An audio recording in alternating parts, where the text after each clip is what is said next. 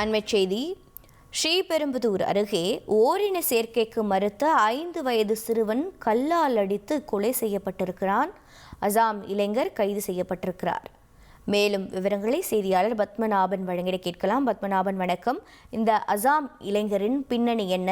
தற்போது உயிரிழந்திருக்கக்கூடிய சிறுவனின் விவரங்கள் என்னென்ன? காஞ்சிபுரம் மாவட்டம் ஸ்ரீபெரும்புதூர் அருகே வட மாநிலத்தை சேர்ந்த தம்பதியினர் குடும்பத்துடன் வாடகைக்கு வீடு எடுத்து தங்கி வசித்து வந்துள்ளனர். இவர்களது 5 வயது சிறுவன் கடந்த 9ஆம் தேதி காணாமல் போனதாக சிறுவரின் தாயார் ஸ்ரீபெரும்புதூர் காவல் நிலையத்தில் புகார் அளித்துள்ளார். அதனைத் தொடர்ந்து 12ஆம் தேதி வழக்கு பதிவு செய்த ஸ்ரீபெரும்புதூர் போலீசார் சிறுவனை தேடி வந்த நிலையில் அதே பகுதியில் முட்புதரில் அழுகிய நிலையில் சிறுவனின் சடலம் மீட்கப்பட்டது.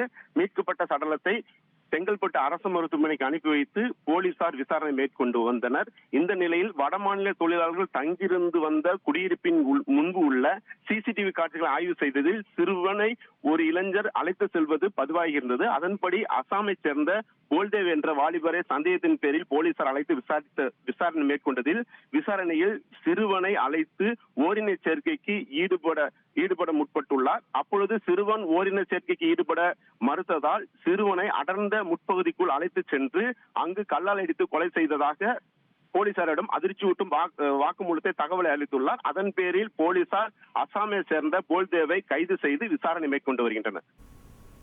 தகவல்களை வழங்கியதற்கு நன்றி பத்மநாபன். ட்ரெண்ட ஃப்ரெண்ட் ஆக்கிக்கோங்க.